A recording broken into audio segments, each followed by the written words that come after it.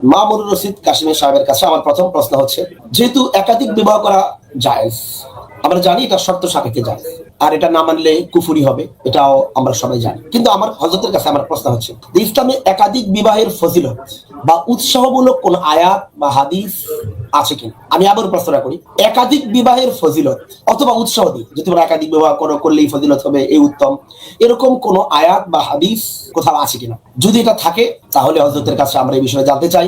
2 নম্বর, যদি না থাকে এটার ফজিলত একাধিক হাদিস বা কোন আয়াত, তাহলে এই দ্বিতীয় বিবাহ যেটা শুধুমাত্র জায়েজ, সেটাকে প্রচার প্রচারণার মাধ্যম বানানো কতটুকু শরীয়তের মেজাজের অনুকূল? জি হযরত। তো যেহেতু আমাদের মোহতারাম বলেছেন যে একাধিক বিবাহ ইসলামে জায়েজ আছে, এটা নিয়ে কারো কোনো আপত্তি নাই, কারণ এটা একটা অকাট্য দলিল দ্বারা প্রমাণিত।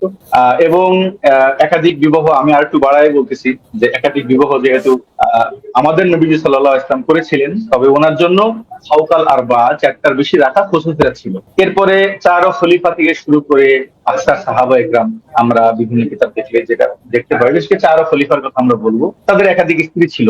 অতএব একাধিক বিবাহ শরীরী অবস্থান তো আমাদের সকলের কাছে স্পষ্ট। তো যেহেতু একটা প্রশ্ন করা হয়েছে, প্রশ্নের আগে আমি একটা কয়েকটা কথা বলতে চাই। এক নম্বর হলো, বর্তমান প্রেক্ষাপটে, যে প্রেক্ষাপটে আমরা মূলত অনেকগুলো প্রশ্ন কিন্তু এভাবে আসছে যে বর্তমান প্রেক্ষাপটে এটা নিয়ে আলোচনা করা কতটুকু যুক্তিগত, বা এটা তারগীব দেওয়া বা মানুষের সামনে উৎসাহ করা কতটুকু যুক্তিগত।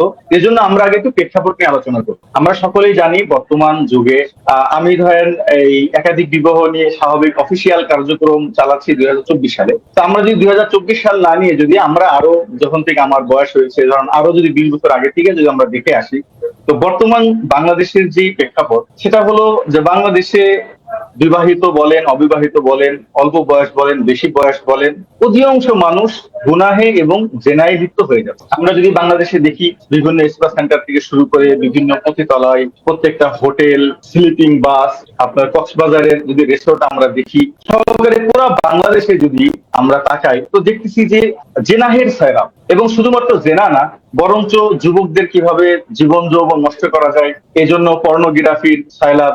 এরপরে আপনার বিবাহিত ছেলেরা, তারা বিবাহ না করে বা স্ত্রী থাকা সত্ত্বেও তারা স্পা সেন্টারে যাচ্ছে, 1-2 বার যাচ্ছে না, শতবার তারা যাচ্ছে, পর্নোগ্রাফি দেখতেছে, সমকামিতায় যুক্ত হচ্ছে। এমনকি আজকে আমরা যে প্রেক্ষাপটের কথা বলতেছি, এই প্রেক্ষাপটে বাংলাদেশে জেনা, ব্যভিচারী, সমকামিতা, ট্রান্সজেন্ডার সহকারে যত রকমের অপকর্ম আছে, সবগুলো শুধু প্রতিষ্ঠিত না, বরঞ্চ সবগুলো প্রচালিত। মানে অনেক মানুষ এখানে লেগে গিয়েছে। দ্বিতীয় নম্বর, আমরা দেখি যে একাধিক বিবাহ বা এটার থেকে মানুষের যৌবনের হেফাজতের জন্য যে মূল তরিকা যেটা, সেটা হলো বিবাহ করা বা একাধিক বিবাহ সহজ করা বা নারীদের বিবাহকে সহজ করা। এগুলো নিয়ে আবার নেগেটিভ ওই দিকে আছে। তারা যেভাবে জেনাকে প্রমোট করতেছে, ঠিক এভাবে 18 বছরের আইনের মাধ্যমে তারা বাচ্চাদেরকে, মেয়েদেরকে বিবাহ থেকে দূরে সরাচ্ছে। এরপরে যদি আমরা একাধিক বিবাহের দিকে তাকাই, একাধিক বিবাহের ব্যাপারে কতগুলো আইন আছে, দেখছেন যে একাধিক বিবাহ করতে হলে এর অনুমতি নেওয়া লাগবে, কোর্টে অনুমতি নেওয়া লাগবে।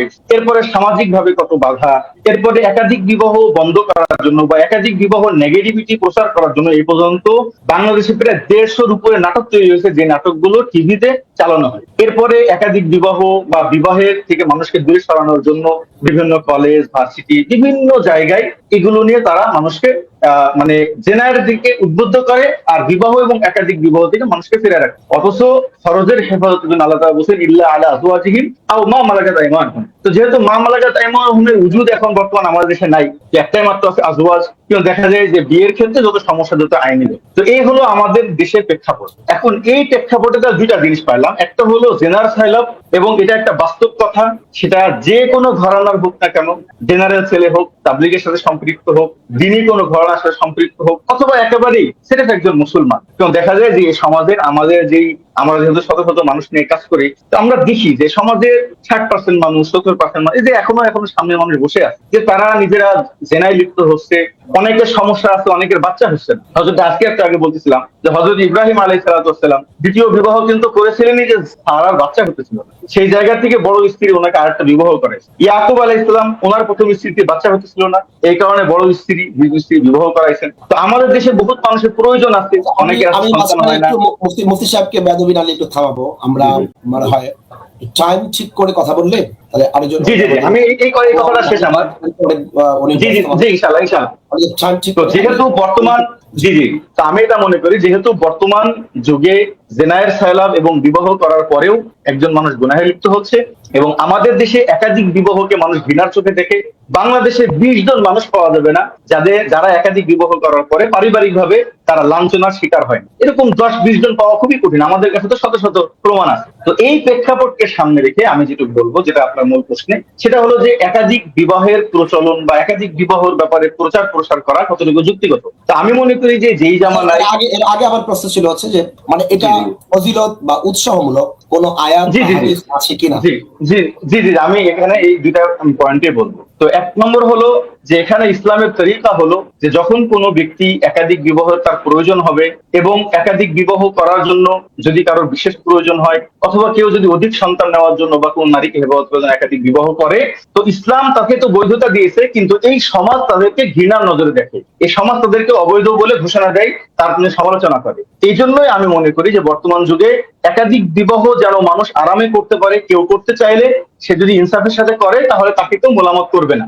এই জন্যই একাধিক বিবাহ যে নবীরা করেছেন, সাহাবায়ে কেরাম করেছেন, তাবিঈনরা করেছেন, ইসলামের একটা সুন্দর বিধান, এটার মধ্যে সৌন্দর্য আছে, এগুলো নিয়ে কথা বলাটা যুগের চাহিদা মনে করি আমি এটা। এবার আসেন দ্বিতীয় নম্বর কথা, যদি বলা হয় যে হাদিস এবং কোরআনের মধ্যে কোনো ধরনের উৎসাহ পাওয়া যায় কিনা, তো বিষয়টা হলো আমরা যে কোনো আমলের, আমরা যেটাকে আমাদের শরীয়তের পরিভাষায় বলা হয় যে ইত্তেখাযুল আমল, যে নবী করিম সাল্লাল্লাহু আলাইহি ওয়াসাল্লাম বা সাহাবায়ে কেরাম থেকে কোন আমলকে গ্রহণ করা। তো এই ক্ষেত্রে আমরা দেখি, যদি আমরা রাসূল সাল্লাল্লাহু আলাইহি ওয়াসাল্লাম এবং সাহাবায়ে কেরামের আমল যদি আমরা দেখি, তাহলে এক্ষেত্রে দেখতে পারি যেহেতু অধিকাংশ সাহাবায়ে কেরাম, বিশেষ করে 4 খলিফা সহকারে আকসার সাহাবায়ে কেরাম একাধিক বিবাহ করেছেন, এবং যেহেতু একাধিক বিবাহ করার প্রয়োজনও আছে, অতএব একাধিক বিবাহ সম্পর্কে উদ্বুদ্ধ করা বা মানুষ যে একাধিক বিবাহকে নেগেটিভ বলে এই ব্যাপারে কথা বলাটা অনেক বেশি জরুরি। এখন নির্দিষ্ট কোনো নস আছে কিনা, তো এই ক্ষেত্রে দুইটা কথা বলবো।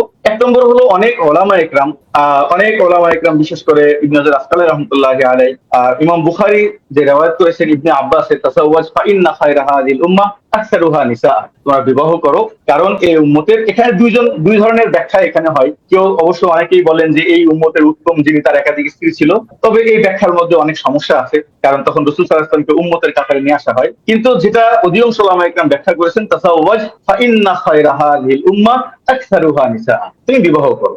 তারপরে উনি বলছেন যে দেখো, এই উম্মতের মধ্যে ওই ব্যক্তি উত্তম যার স্ত্রী বেশি, কারণ স্ত্রী যে বেশি হবে সে অবশ্যই বেশি দায়িত্বশীল হবে। এই হাদিসটা কোথায় আছে? বুখারীর রাওয়ায়াত, ইবনে আব্বাস রাদিয়াল্লাহু তাআলা রাওয়ায়াত করেছেন, তাসাওয়াজ ফা ইন্না খায়রা হাযিল উম্মাহ আকসারুহা নিসা, বাবু আপনার কিতাবুন নিকাহের মধ্যে আচ্ছা, এই হাদিসটি আছে বুখারীর রাওয়ায়াত। এরপরে যেটা বললেন যে মানে বেশি বিবাহ করা, না, হাদিসটা আমি পড়া বলতেছি, তাসাওয়াজ ফা ইন্না খায়রা হাযিল উম্মাহ আকসারুহা নিসা, যে তুমি বিবাহ করো। এরপরে উনি ইল্লত বর্ণনা করতে যে কি বলতেছে, ফা ইন্না খায়রা হাযিল উম্মাহ আকসারুহা নিসা, যে এই উম্মতের মধ্যে উত্তম ওই ব্যক্তি যার এখানে তো স্ত্রী বেশি। মানে একাধিক বিবাহের কোনো কথা নেই। আকসারুহা নিসা এর অর্থ কি? যার যার অধিকাংশ, স্ত্রী বেশি। হ্যাঁ, যার স্ত্রী বেশি। আকসারুহা নিসা, ফা ইন্না খায়রা হাযিল উম্মাহ আকসারুহা নিসা, এই উম্মতের মধ্যে উত্তম ওই ব্যক্তি যার স্ত্রী বেশি। তার এখন স্ত্রী বেশি হওয়ার, এবং অনেকেই লিখছে, এবং ইবনে হাজার আসকালানী রাহমাতুল্লাহি লিখছেন যে যার একাধিক স্ত্রী সে কেন উত্তম হবে, তার কারণ হলো তার ভিতরে পবিত্রতা বেশি হবে। দ্বিতীয় নম্বর, সে অনেকগুলো নারীর হেফাজত করবে, অনেকগুলো যখন স্ত্রী হবে তখন প্রত্যেক জনের ভরণ পোষণ তার দায়িত্বে আসবে, এবং যখন তার অনেকগুলো স্ত্রী হবে এখান থেকে অনেকগুলো সন্তান হবে।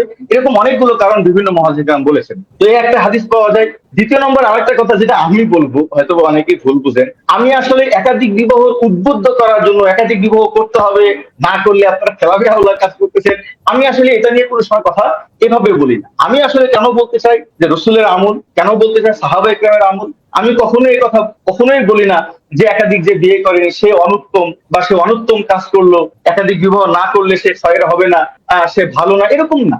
মূলত হলো যে একাধিক বিবাহ যদি কেউ করে তাকে যদি কেউ ডিস্টার্ব না করে, যে একাধিক বিবাহ করবে ইনসাফ তার দায়িত্ব, সে যদি ইনসাফ করে তাহলে অবশ্যই সেটাকে দিল থেকে মেনে নিতে হবে।